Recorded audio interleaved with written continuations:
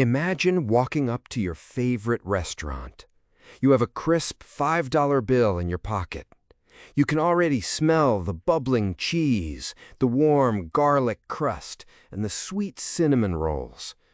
But when you pull on the door handle, it does not budge. The lights inside are completely dark.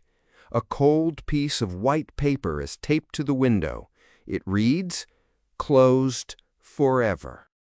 In January of 2021, this nightmare became a reality for millions of families across America. Cicis Pizza, the absolute king of cheap family dinners, had completely run out of money. They officially filed for Chapter 11 bankruptcy protection. They were drowning in a mountain of debt totaling more than $82 million. It was a shocking, tragic end for a restaurant chain that had once conquered the country. At its absolute peak, Cicis operated over 650 massive locations. They were feeding tens of millions of happy customers every single year. They became a legend by offering something that seemed totally impossible: an all-you-can-eat pizza, pasta, salad, and dessert buffet for just $1.99. How does a beloved empire built on $2 pizza completely collapse into bankruptcy? How do you go from serving endless slices to having $0 left in the bank? The answer is a wild story of rapid growth, greedy corporate takeovers, a total loss of quality control, and a sudden global event that made sharing a pizza spoon a total crime. Welcome back to the Boardroom Guy. Today, we are breaking down the spectacular rise, the painful crash, and the unbelievable modern redemption of Cicis Pizza.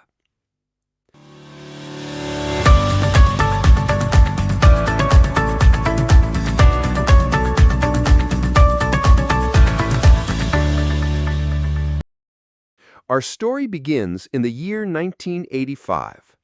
In a small town called Plano, Texas, lived two regular friends named Mike Cole and Joe Croce. Joe was an accountant, which meant that he was very, very good with numbers. But he did not want to sit at a desk calculator all day. He wanted to build something fun. He wanted to open a restaurant. The two friends combined all the money they had saved up. They opened a tiny dine-in pizza shop and named it Cicis Pizza. Right from the very first day, Joe and Mike did something revolutionary. They decided to use a business model called the all-you-can-eat buffet. Most pizza places made you buy a whole pie for $10. If you wanted a salad or a drink, you had to pay even more money. But at Cicis, you paid one incredibly low flat price at the front door. Once you walked past the cash register, you could eat as many slices of pizza as your stomach could hold.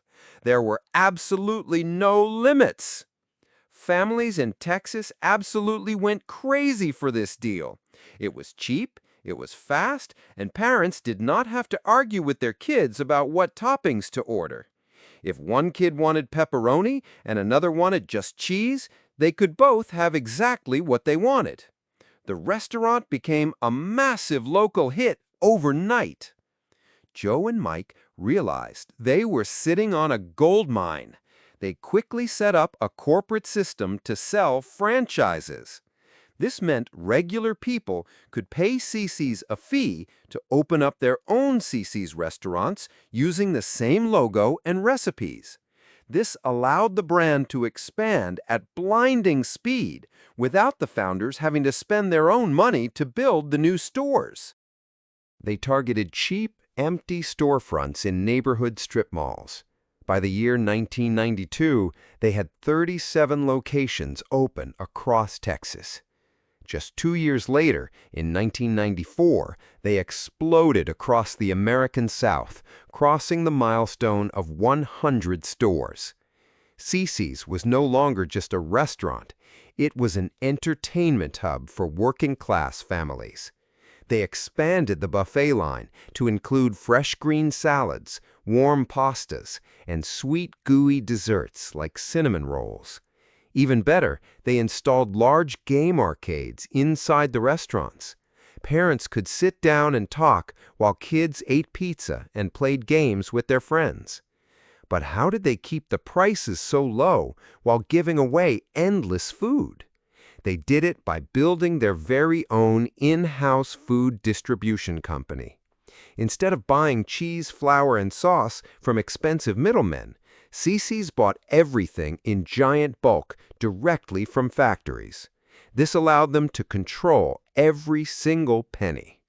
By 1994, the company was pulling in an amazing $80 million in annual sales.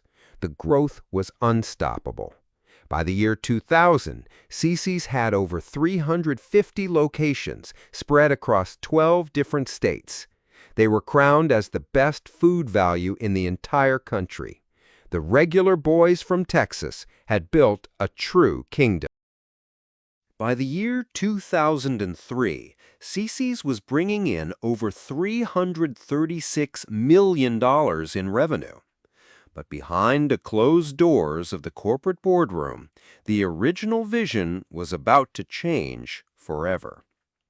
The co-founder and chief executive officer, Joe Croce, decided it was time to step down and retire. Instead of selling the company to another pizza lover, he sold his majority share of the business to a group of internal executives who were backed by something called private equity. Private equity firms are groups of heavy Wall Street investors. They buy companies for one main reason: to squeeze out as much fast profit as humanly possible. At first, things looked okay. The chain grew to over 650 stores by 2009, pulling in nearly $500 million. They were the 8th largest pizza chain on the planet. But under the surface, a terrible sickness was spreading through the brand. In their frantic rush to open hundreds of new stores, corporates started letting almost anyone open a franchise. Quality control collapsed. Stores became messy and dirty. The ingredients started tasting cheap and rubbery. Reviewers in the news openly joked that Cicis made standard fast food look like a luxury 5-star restaurant. The brand was slowly gaining a very bad public reputation for poor food quality and failed health inspections. Instead of fixing the actual food in the kitchens, corporate executives decided to play a trick with marketing. In 2015, they spent millions of dollars on a massive brand refresh. They changed their classic logo into a bland, abstract icon. Most shockingly, they completely dropped the word pizza from their official name, changing it to just Cicis. They claimed they wanted to prove they were beyond pizza. But customers were just completely confused. Everyone knew them as a cheap pizza place. Stripping their identity away made them look like a generic, soulless corporate shell. At the exact same time, the math behind the business model stopped working. Because Cicis charged such a low price for their buffet, their profit margins were paper thin. They only made money if their dining rooms were constantly packed with hundreds of screaming, hungry people every single day. But as the years rolled on, the cost of property rent went up. The cost of hiring workers went up. If a store had even one slow week, it would lose massive amounts of money. Dozens of franchise owners could no longer pay their bills, and stores began shutting down all over the nation. And then the ultimate disaster struck. In March of 2020, the global pandemic hit the world. Governments ordered immediate lockdowns, and indoor dining rooms were forced to close. For regular pizza chains like Domino's or Pizza Hut, this was actually a boom period. They already had massive high-tech delivery tracking apps and fleets of delivery drivers ready to drop boxes on people's doorsteps. But Cicis was completely trapped. More than 85% of all their corporate sales came from people physically sitting inside their buffet dining rooms. They had almost zero digital delivery setup. Worse than that, the very idea of a buffet became terrifying to the public. Nobody wanted to walk up to a counter and touch a giant serving spoon that had just been handled by 50 strangers. Sales did not just drop, they vanished into thin air. Month after month, the company posted devastating losses. They completely ran out of cash to pay their landlords, their food suppliers, and their workers. By January of 2021, the company officially collapsed into Chapter 11 bankruptcy protection with over $82 million in unpaid debt. It looked like the absolute end of the line. Most old-school restaurant chains that file for bankruptcy end up sold for parts and wiped off the face of the earth. But Cicis had a secret weapon: deep nostalgia. Millions of adults who grew up playing in their arcades during the 90s did not want to see the brand die. Right before the final lights went out, a new investment group stepped into the bankruptcy courtroom. They bought the entire company, took on all their millions of dollars in debt, and set up a brilliant rescue plan. The new owners immediately fixed the mistakes of the past. First, they proudly put the word pizza right back into the official logo. They accepted that they were smaller, closing down the weakest stores to focus entirely on a strong network of just under 300 high-quality locations. Next, they spent millions of dollars completely upgrading the store interiors. They built out massive, high-tech family entertainment arcade rooms.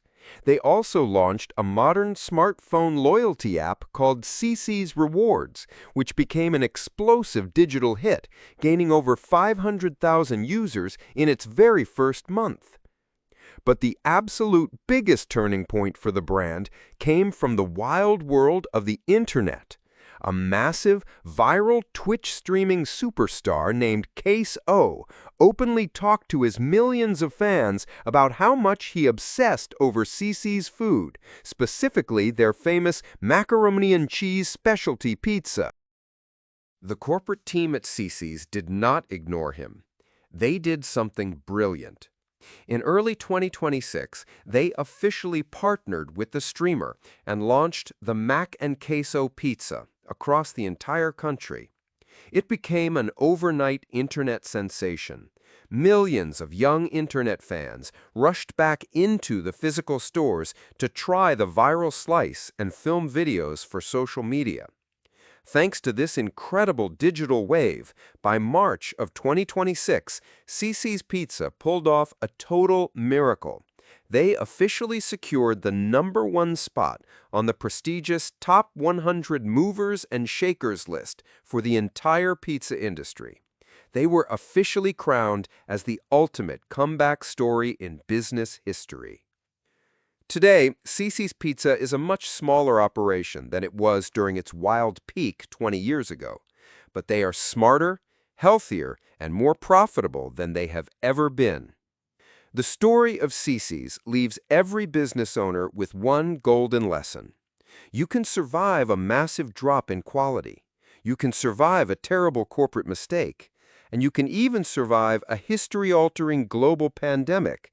But you can only do it if you remember who your core customer is, embrace your true identity, and build a real connection with the next generation. That is all for today's breakdown from the Boardroom Guy. If you loved this video, make sure to smash that subscribe button, drop a comment down below sharing your favorite arcade game or pizza slice memory, and we will see you inside the next corporate boardroom meeting.